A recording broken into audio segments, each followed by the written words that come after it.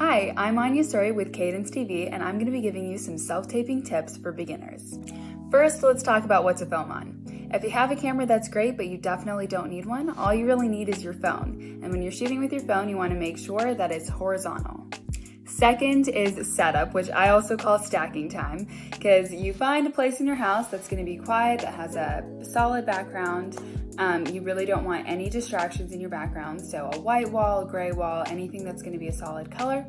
And then comes some maneuvering. You're going to have to find a way to frame yourself from your lower ribs to just above the top of your head. And in that case, you may have to get some old textbooks out, stack some tables to make sure that you get that framing right. This is an example of what your setup might look like. I do have some shadows which I'll want to try to avoid, but work with what you have. And here's a picture of the behind the scenes of how I got myself in frame.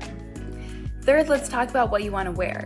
Unless instructed otherwise, go for a solid color t-shirt. Nothing with patterns or designs that are going to distract from your acting.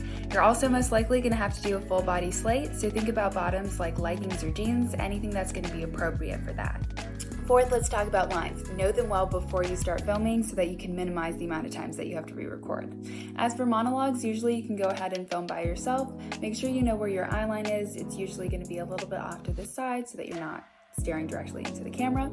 And for scenes where you need a scene partner, you want to try to get a parent or a friend, just someone that can stand there and read the lines opposite to you. They're also going to help you have your eye line and direct your energy towards someone. Fifth, let's talk about recording. You want to make sure that your self-tape is recorded in one take besides that slate in the beginning.